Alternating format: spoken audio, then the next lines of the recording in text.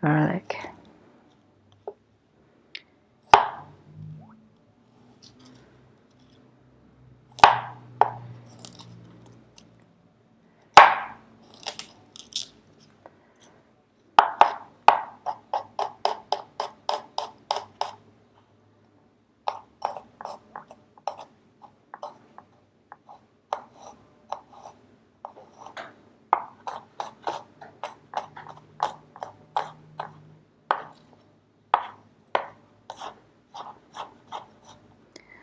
Garlic with the kale seems really appropriate flavor-wise. I had stopped having garlic for I have to almost say many years.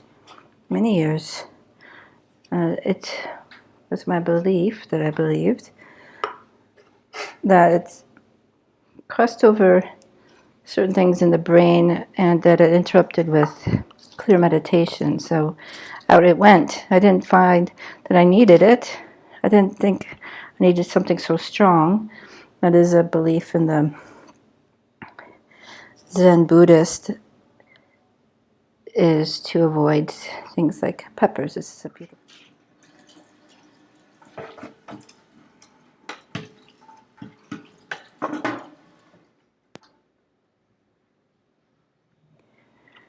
And so when I cut the onion, I don't get runny eyes, but looking at an onion like this, and then there's this side that has the purple and round, looks like this side, and this is the stem.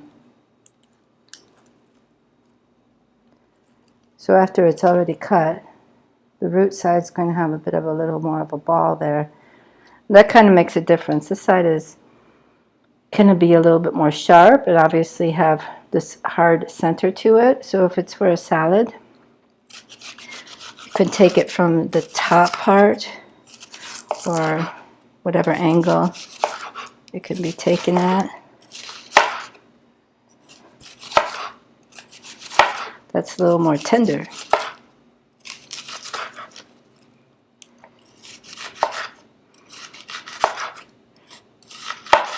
This can be, keep cutting for the salad, of course, or this makes great chopping up small for a healing broth or for steaming with something else. I'll occasionally do that.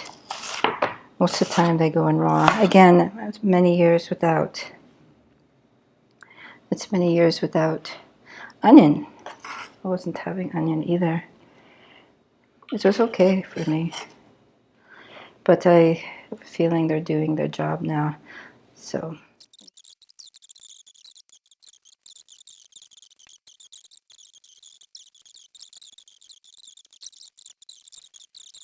Well, so that is the beautiful time of solstice that says, okay, these doors are there to walk through them and not always know what's on the other side. But I promise it's good.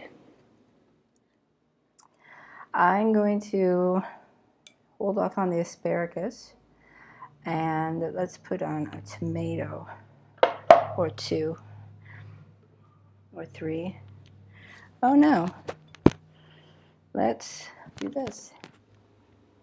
Here I've taken off the skins, still go in the compost. Although, isn't it great news to know that the skins can be used for dyeing all sorts of different skins, yellow onion, purple onion, garlic, dyeing clothes in a very, very simple manner. So when you go for it with the radishes, get those greens in almost first, as fresh as you can off them. So I'm talking about that because these little tops in nice, pretty good soil, or in some of I stick them in the pots we have, and these will start to grow greens, so that you're getting the greens off these, what we consider just root vegetable.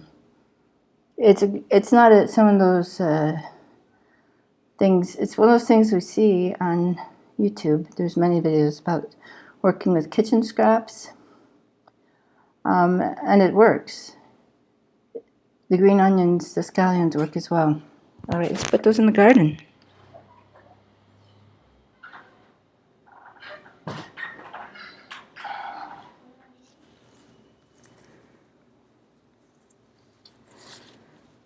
Here I'm working with finding different ways to keep cilantro, keeping quantities of it without it turning into this too much and blacker and slimier. So this time I've washed the cilantro, cut off part of their stems,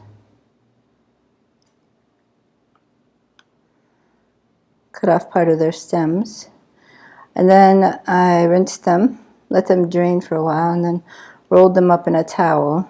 I rolled them in this towel, and I just keep them in this little bag, mesh produce bag. Because I find that the cilantro wants to go everywhere unless I have just one bowl in the refrigerator with it in, where I could pull it out and that it gets some air. If it's too smashed in the refrigerator, I find it turns brown. And I find taking it apart, it just wants to make a ball. So those are the cilantro challenges I've come across. And when it turns slimy, it's an unpleasant event for me. So here's a nice big handful. If we wadded it up, it might be about a half a cup of cilantro. This way in the bag, any little jumping out leaves and everything get taken care of, and I keep it loose in there. Yeah, cilantro cannot be underestimated for its not just flavor, and it's light but pungent kind of flavor, especially if you can get some nice homegrown, fresh, organic cilantro, but still wash it, because the organic, we knew when things were certified organic, when the first certification was coming along years ago, that it didn't really mean that it was like growing it in your backyard. Organic practices, it was already revealed then, could had permission to mark their produce as organic, do things to the field and the produce that you might not really want to be done. It's not like just water them in the sunshine. They use caffeine and nicotine as a type of insect killers, really. I mean, these things still, they get on pollinators like bees and all the other insects you may not know about. They do kill them. So that's not exactly what organic sounds like. So the idea would be to also wash and rinse off your organic produce, whether it's in a spinach tub or arugula mix, cilantro, anything, because there's even more practices happening to that really don't belong in your body.